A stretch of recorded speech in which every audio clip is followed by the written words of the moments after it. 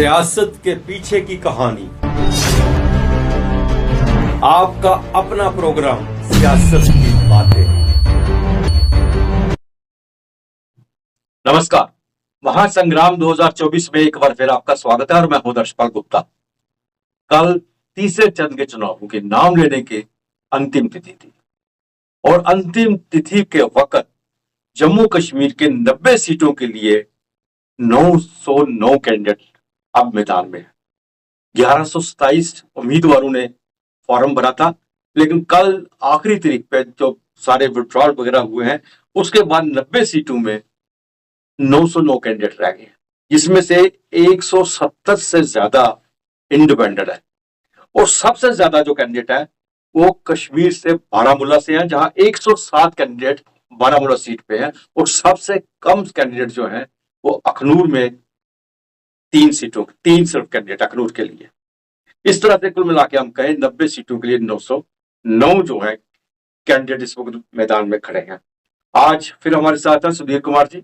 सुधीर से हम जानना चाहेंगे कि इस वक्त जो चुनावों का तीसरा जो चरण है जिसकी अंतिम तिथि निकल चुकी है, उसके बाद डिस्ट्रिक्ट वाइज इनसे कुछ जानकारी लेंगे। सबसे पहले हम डिस्ट्रिक्ट जम्मू के बारे में जानकारी लेंगे, कितने कैंडिडेट हैं, क्या पोजीशन है, कैसे चलेगा, ये सब चीजों के बारे में जानकारी लेंगे। सुधीर जी, आपका बहुत बहुत स्वागत है। सुधीर जी, जिस तरह से इस वक्त 909 कैंडिडेट मैदान में रह गए हैं और रैलियों का जोर हो रहा है, बहुत ज्यादा जोर है इस वक्त। भारतीय जनता पार्टी अपनी तरफ से कोई भी कसर नहीं छोड़ रही है। प्रधानमंत्री जी का डोडा में एक बड़ा भाषण हुआ, बड़ा जबरदस्त, वहां पे उन्होंने रैली की और गैदरिंग बहुत जबरदस्त थी। मेरा कि 40 साल के बाद किसी प्रधानमंत्री ने वहां पे रैली की, उनका इस पे ऊपर क्या प्रभाव पड़ा, ये सब चीजें मैं आपसे जानकारी लेगा। लेकिन सबसे पहले हम डिस्ट्रिक्ट जम्मू के बारे में बात करते हैं। डिस्ट्रिक्ट जम्मू में यहाँ 11 सीटें, 11 विधानसभा की सीटें हैं, जिसमें से बिश्नाह सीट में 11 कैंडिडेट हैं, जिसमें भारतीय जनता पार्टी पर नेशनल कॉन्फ्रेंस जो राजनीतिक इंडिपेंडेंट मिला के सारे 11 हैं और सुचेतगढ़ में 13 कैंडिडेट हैं। जम्मू साउथ जो आरसपुरा है उसमें 14 कैंडिडेट हैं। जम्मू ईस्ट में 9 कैंडिडेट है, नगरोटा में 8 है और जम्मू वेस्ट में 12 है, जम्मू नॉर्थ में 17 है, बहू में 12 है, मड़ में 6 है, जैसा हमने पहले भी कहा, अखनूर में सबसे कम 3 है और छब में 8 है। कुल मिलाकर 11 सीटों पे 100 से ज्यादा कैंडिडेट खड़े हैं। इस वक्त इनकी यहाँ पे हम तीनों पार्टियों को लेते हैं। सबसे पहले national Bharatiya Janata party, Congress, national conference, main यही है इस वक्त ये सामने है। इन 11 सीटों पे सबसे पहले मैं आपसे ये जानना चाहूंगा, जम्मू डिस्ट्रिक्ट में आप क्या समझते हैं, किसका प्रभाव इन पे ज्यादा पड़ रहा है और वोटर किसका रुझान किनकी तरफ है? दर्शी, पहले तो आपका एक बार फिर से शुक्रगुजार है कि आप हमें आपने बुलाया और हम यहाँ पे आज बहुत ही इम्पोर्टेंट जो इशू है पब्लिक तक, लोगों तक पहुँचाने की कोशिश कर। सबसे पहले ये जो हमारी जम्मू डिस्ट्रिक्ट में आपने बताया कि जम्मू डिस्ट्रिक्ट जैसे हमने उसको लिया आज, जम्मू डिस्ट्रिक्ट में हमारे पास टोटल 11 असेंबली कॉन्स्टिट्यूंसीज हैं, जिसकी थर्ड फेज में यानी 1 अक्टूबर को उसकी काउंटिंग होगी और उसमें ऑलमोस्ट हमने देखा कि 100 के करीब कैंडिडेट्स जो है वो अपना जो भविष्य है उसकी तलाश में है। तो सबसे जो बड़ी बात देखने वाली जो है कि एक दो कॉन्स्टिट्यूंसीज को छोड़ के, जैसे आप जम्मू नॉर्थ को देख लेंगे, जम्मू नॉर्थ में एनसी और बीजेपी का डायरेक्ट कंटेस्ट है और इसके अलावा इन 11 कॉन्स्टिट्यूंसीज में एनसी कांग्रेस जो इसका एनसी वाला कैंडिडेट है और कहीं भी मेरे हिसाब से वो कहीं भी एग्जिस्ट नहीं कर रहा।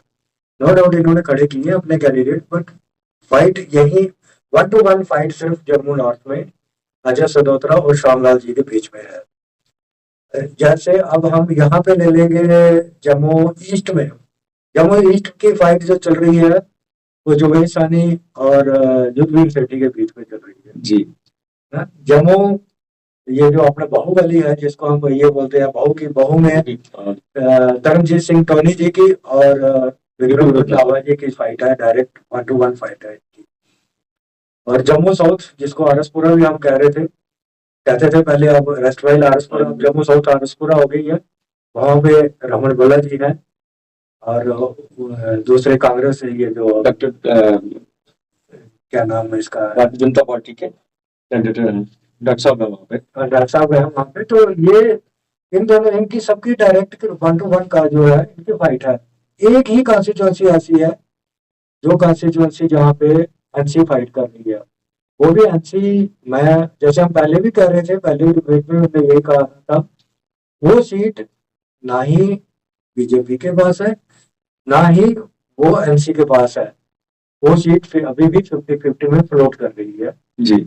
यहाँ पे 2-3-4% वोट फ्लोट कर गया, और वहां पे वो कैंडिडेट जीत जाएगा, चाहे वो श्यामलाल जी होंगे, चाहे वो अजय चौधरी जी होंगे। ऐसे आप देख लो, शाम की बात करेंगे, शाम से हमारा डॉक्टर अपने ये जो तब डिप्टी सीएम हमारे पुराने ताराचंद जी खड़े हुए हैं, ठीक है, उनके साथ अजय भी है। लेकिन अभी ये देखने की बात है, जैसे एक बड़ा वहां से एक बड़ा डाटा आ रहा है कि ये जो ताराचंद जी है वो उनका अपर हैंड पे चल रहे हैं। पर लेकिन सतीश कुमार की क्या पोजीशन है? सतीश कुमार जी वहां पे तो इंडिपेंडेंट के लिए तैयार है, बिल्कुल, वो तो है ही है, क्योंकि वो पार्टी का काम था कि वो मैंडेट देना या नहीं देना, अगर दे देते तो अच्छा रहता, ये बीच में इनकी आपस में फाइटिंग नहीं रहती। तो वहां पे अगर ये जो लेके कांग्रेस के जो कैंडिडेट है या कांग्रेस के जो लोग लेके सोच रहे हैं कि शाम को हमारे पास है, ऐसा भी नहीं है। वहां पे वोट का डिवीजन है, जैसे कि आपने देखा कि इंडिया में, भारत में जितना भी चल रहा है हमारा, वो वोट कास्ट पे भी चल रहा है जी। असेंबली जो कॉन्स्टिट्यूंसीज की सीट्स हैं, वो भी जब कैंडिडेट को मैंडेट दिया जाता है वहां भी कास्ट बेस भी दिया जा रहा है, ऐसे ही वहां पे है। अखनूर में डायरेक्ट टू डायरेक्ट 2 भाइयों का आपस में है जी। एक अशोक भगत जी हैं, रिटायर्ड सीनियर केएस ऑफिसर, दूसरा मोहन लाल जी हैं, दोनों भाई हैं, है ना। ये सारा सिस्टम, जो सारा सिनेरियो, और सब, एक चीज इसमें मैं आपको क्लियर कर दूं कि पार्टी के ऊपर किसी कैंडिडेट को वोट नहीं मिलेगा। जो भी आप देखा जाए, जिसको भी जनता वोट देगी, जिसको भी वोटर वोट देगा, वो इंडिविजुअल अपनी परफॉर्मेंस के, जो पहले खड़े हुए हैं इंडिविजुअल अपने, उनको लोग देख रहे हैं कि पिछली बार ये 2 बार खड़ा हुआ था, 1 बार खड़ा हुआ था, इन्होंने पिछली बार क्या काम किया हमारे लिए, अब हम इनको मौका देंगे तो क्या करेंगे, ये वो लोग सोच रहे हैं, देख रहे हैं, और ये देख के भी लोग वोट की अपना माइंडसेट बना रहे जी। नगरोटा में भी 8 कैंडिडेट हैं। हैं। जी, तो वहां की क्या पोजीशन है? देखो, नगरोटा में तो मुझे जो अभी तक ऐसा है कि वहां पे डॉक्टर, ये जो अपना देवेंद्र राणा जी है, तो 60-40 में चल रहे हैं इसके साथ। तो वहाँ एक फ्रेंडली कंटेस्ट है, जो आपको पता है कि फ्रेंडली कुछ नहीं है। फ्रेंडली का मतलब सबको मालूम है, बिल्कुल बिल्कुल। दर्शकों का मालूम है। अगर आप उनको फ्रेंडली में हम लेंगे तो वोट तो उन्हीं के कटेंगे ना, अपोजिशन के।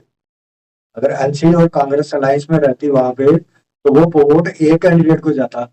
अब एनसी और वो जो अलग अलग दोनों खड़े हैं फ्रेंडली कंटेस्ट में, तो वो अपने वोट उनके डिवाइड हुए ना। इसका फायदा भारतीय जनता पार्टी को, वो देवेंद्र राणा जी को उसका डायरेक्ट फायदा होगा। बिल्कुल। मड़ की पोजीशन क्या रखी है? माड़ में भी तो यही है, अब मूलाराम जी है, लेकिन मूलाराम जी का थोड़ा सा डाउट लग रहा है मुझे यहाँ पे, कि मूलाराम जी के जो पिछली बार हमने देखा था, मूलाराम जी का जो कांग्रेस का जो आपने देखा कि एक काफी लंबे के अरसे के बाद वो हर बार खड़े होते हैं, काफी लंबे के अर्सा हो गया उनको कोई अब असेंबली इलेक्शन में कोई जीत हासिल की हुई, अब वो फिर हाथ आजमा रहे हैं। लेकिन एक मैं आपको यहाँ पे बता दूं कि मूलाराम जी को रिजेक्शन क्यों हो रही है इन रिजर्व सीट्स के ऊपर। अदर्शी आपको एक चीज याद होगी कि एक बार रिजर्वेशन 8 से 4% पे कर दी थी, ठीक है, उस सरकार में कर दी थी, तो उस सरकार में मंत्री मूलाराम जी थे, बिल्कुल। जिसमें तमाम जो एमएलए थे या तमाम जो बाकी पार्टियों थे, उन्होंने अपनी रिजेक्टमेंट असेंबली के अंदर, हम असेंबली में जाते थे, तब असेंबली होती थी, हम देखते थे, उन्होंने रिजेक्टमेंट उठाई और वहां पे चीफ मिनिस्टर साहब ने उनकी बातों को सुना, अल्टीमेटली माना कि उसको हम रिव्यू करेंगे। रिव्यू हुआ और 4 से दोबारा रिस्टोर कर दी उन्होंने 8%। अब मूलाराम की कम्युनिटी जो है वो कहती है कि ये वही बंदा है जिसने अपने ही लोगों को टैक्स दिया था, वो एक मुलायम का माइनस पॉइंट अभी तक उसके सराउंडिंग में घूम रहा है। लेकिन एक चीज है, जिस तरह से आपने जो बताया, अगर हम देखें जो 11 सीटों में जो भारतीय जनता पार्टी है, अधिकतर सीटें जो है उनके पक्ष में जा रही है इस वक्त है, क्योंकि अभी शुरुआती दौर है और जम्मू के इस कॉन्स्टिट्यूंसी के हिसाब से लास्ट में जाके हम पोलिंग होनी है और 1 तारीख को, और तब तक बहुत सी चेंजेस भी आ जाएंगी, इसमें बहुत सा कुछ होगा। लेकिन क्या ऐसा नहीं लग रहा कि कांग्रेस के कुछ गलत डिसीजन उनकी अपने लिए नुकसान पहुंचा रहे हैं? जैसे आरसपुरा में, जम्मू साउथ आरसपुरा में रमन भल्ला को खड़ा कर दिया गया और यहाँ पे बहुत से टोनी को खड़ा कर दिया गया। अगर ये टोनी आरसपुरा से जाता और रमन भल्ला यहाँ से आते तो कांग्रेस को ज्यादा फायदा होता। ये ऐसा लग रहा है, मुझे नहीं लग रहा कि इसमें कोई ये लक्ष्य आपका अच्छा सुझाव है, आपने अच्छा बोला, क्वेश्चन आपका अच्छा था। लेकिन ये रमन भल्ला जी, जैसे मैंने आपको पहले बताया ना कि ये बड़ा एक विडंबना है, या जिसको ऐसा होना नहीं चाहिए कि वोट जो है वो वाहिद एक जैसे ये कर रहे हैं ना, कास्ट बेस पे असेंबली कॉन्स्टिट्यूंसी, कास्ट बेस पे वोट, कास्ट बेस पे मैंडेट, ये चीजें जो है ना, ये चीजों को भी खत्म करना चाहिए। जैसे आपने बोला कि रमन भल्ला ने देखा कि जम्मू साउथ और आरएसपुरा में सरदार बहुत बहुत बहुत से आ जाता, उसने कहा कि मैं, उसको बहू के लिए ऑफर हुई थी रमन भल्ला जी को, तो उन्होंने कहा कि ये मेरी सेफ सीट, कैंडिडेट की सेफ सीट ढूंढते हैं ना। बिल्कुल बिल्कुल। और पार्लियामेंट के चुनाव में वहां से उन्होंने बढ़त भी हासिल की थी कांग्रेस ने बढ़ जाती थी। रमन भल्ला जी ने भी तो अपना एनालिसिस किया कि उधर से मुझे मिलता था, क्योंकि चट्टादार तो उनका पहला था। जब वो ये जो पहले जो कॉन्स्टिट्यूंसी थी गांधीनगर की ट्रैफिक वाली कंटोनमेंट की, तो रमन भल्ला जी का चट्टादार था, उनको वोट मिलते थे। उनका वोट बैंक है, मैक्सिमम जो है वोट बैंक है सरदारों का है, और मैक्सिमम सरदार जो है दर्ज जी, वो इसी एरिया में आपने देखा होगा, नानक नगर, चट्टा, रानीबाग, गाजीगढ़, सिंबल और आरसपुरा, इसी एरिया में ये लोग वहां पे रहते हैं। उन्होंने इसलिए ये ऑप्ट किया, तो बहू को उन्होंने छोड़ दिया। लेकिन आरएसपुरा से जो भारतीय जनता पार्टी का कैंडिडेट भी तो सरदार है ना। इस बार बहुत से ऐसे संस्थाएं हैं जो न्यूट्रल रहने पे बात की है, जो सिख समुदाय ऐसे हैं जिन्होंने न्यूट्रल रहने पे बात की है। नहीं, वो एक इलेक्शन का होता है, दौर होता है। मैंने आपको बताया कि मैक्स जो ये पढ़ा लिखा वोटर है ना, वो किसी के जो कहने पे या किसी के महंत के, बाबा के, किसी के कहने पे वोट नहीं देता। शायद आपको याद होगा, ये जो राधा स्वामी जी के जो पुराने जो थे, अभी बाबा ढिल्लन जी, तो prime minister, honourable prime minister Modi ji उनको मिलने के लिए गए थे वहां पे। किसके लिए गए थे? पंजाब में वोट के लिए। पॉलिटिक्स है ना। बिल्कुल। लेकिन हुआ क्या था कि उन्होंने तो कहीं बोला नहीं कि आप इनको वोट दो। उन्होंने अपनी जो संगत थी या अपने लोग थे, उनको नहीं बोला कि आप ये को वोट दो, बीजेपी को वोट दो, आप कांग्रेस को वोट दो या वोट दो। लेकिन एक मैसेज था कि वो उनसे मिले हैं कि हमें वोट उसको देना चाहिए।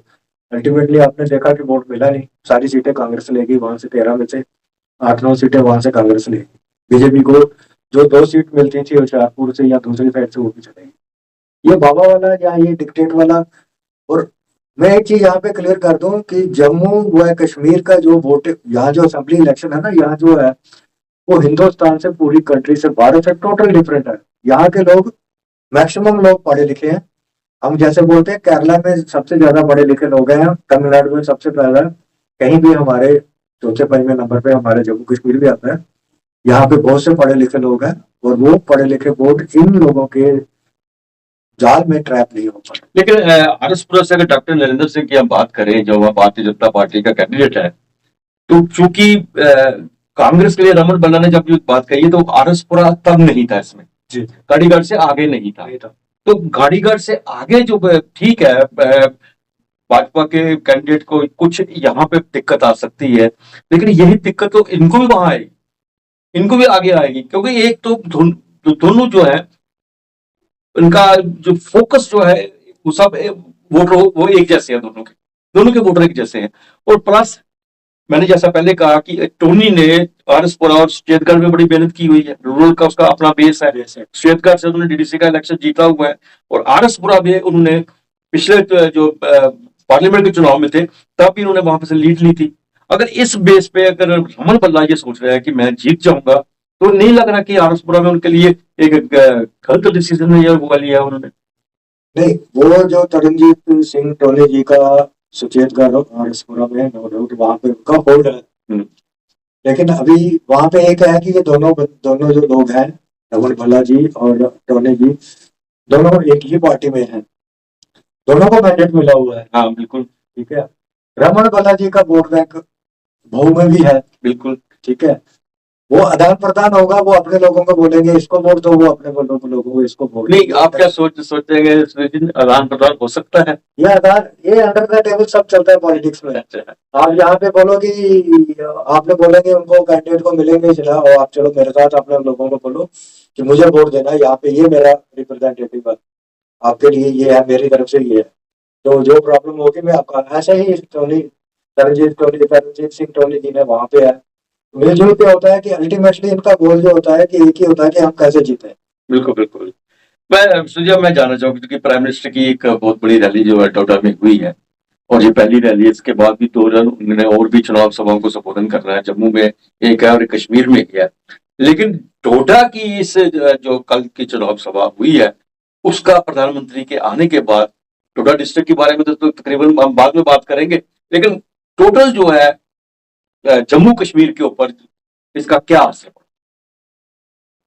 दरअसल उसमें ऐसा है कि जैसे मैंने आपको पहले बात बताया, वोटर बहुत समझदार है, वोटर पढ़ा लिखा है हमारा, जिसमें आपने देखा हमारा लिटरेसी रेट जम्मू कश्मीर का कहीं जाके काफी बहुत सी स्टेट्स हैं यूनियन टेरिटरी में, उसमें हम बहुत आगे हैं, वोटर पढ़ा लिखा है। मैं यहाँ पे एक सब लीडर्स के लिए एक ही बात कहूंगा कि पोलिटिकली इस आपने इलेक्शन में देखा होगा कि ये बड़ा हिस्टोरिकल इलेक्शन है, जिसमें एक चीज बाहर आ रही है कि सारे जितने पॉलिटिकल लोग हैं, सारे पॉलिटिकल बैंकरप्सी है, किसी के पास जम्मू कश्मीर को आगे बढ़ाने का एजेंडा पिछले 10 साल में जो हुआ आगे बढ़ाने का एजेंडा नहीं है। प्राइम मिनिस्टर जी, ऑनरेबल प्राइम मिनिस्टर मोदी जी ने वहां पे रैली की नोएडा में, ठीक है। अब उन्होंने बोला परिवारवाद पे, उनका हमने सबने देखा परिवारवाद किस पार्टी में नहीं है। परिवारवाद कोई ऐसी पार्टी बताओ, छोटी पार्टी, बड़ी पार्टी, क्षेत्रीय पार्टी या कोई पार्टी, परिवारवाद किसके लिए है? अब लोगों को चाहिए कि रोजगार, अब लोगों को चाहिए महंगाई पे कंट्रोल, अब लोगों को चाहिए लॉ एंड ऑर्डर की जो है उस पे ऊपर कंट्रोल, अब चाहिए लोगों को ड्रग्स के ऊपर कंट्रोल। हमारे पास 15 से 20 लाख पोस्टें हमारे पास पिछले 10 साल से खाली पड़ी हुई है सिर्फ जम्मू कश्मीर के अंदर ही। प्रधानमंत्री अगर उस पर बोल देते ना कि हमारी सरकार अगर आएगी तो हम महीने के अंदर, 2 महीने के अंदर, 3 महीने के फास्ट ट्रैक बेसिस के ऊपर हम इन लोगों को, हम जितने भी बच्चे हैं हम उनको, इनकी पोस्टें जो है, इनके रोजगार जो है, तमाम पोस्ट जो है हम सर्विस सिलेक्शन बोर्ड और पीएचसी को बोलेंगे कि हम फास्ट ट्रैक बेसिस पे इनको फिलअप करें। इनको थोड़ा सा एजेंडा अपना चेंज करना होगा। ये जो अब ये बहुत पुराना हो गया कि किसी ने बोला कि ये परिवारवाद है, ये महबूबा मुफ्ती का वो है, ये फारूक अब्दुल्ला साहब का है, ये किसी का है। हमने सबको देखा, किसी पार्टी का बाप बेटा है, बाप एमपी है तो बेटा भी एमपी है, सभी पार्टी में है, बाप मंत्री है तो वो है, रीजनल पार्टियों का बाप प्रेसिडेंट। एक बात आपने सही किया कि जम्मू कश्मीर को लेकर एजेंडा नहीं है, कोई 370 को लेकर चल रहा है, कोई उनके विरोध बात कर रहा है। बिल्कुल सही बात है, जो किया हुआ उसकी बात थोड़ी बहुत कर रहे हैं, लेकिन बहुत सी चीजें ऐसी हैं जो उनमें जो कहते हैं ना वो छुप जाती हैं, जो असलियत जो होती है उसको छुपाया जा रहा है। सुधीर जी, कल हम फिर आपसे मुलाकात करेंगे, किसी और डिस्ट्रिक्ट को लेकर बात करेंगे, तो आप हमारे स्टूडियो में, आपका बहुत बहुत धन्यवाद। शुक्रिया। कल फिर आपसे मुलाकात होगी, एक नए डिस्ट्रिक्ट की बात करेंगे, वहां की क्या सिचुएशन है, सुधीर जी से जानेंगे। तब तक इजाजत दीजिए, नमस्कार।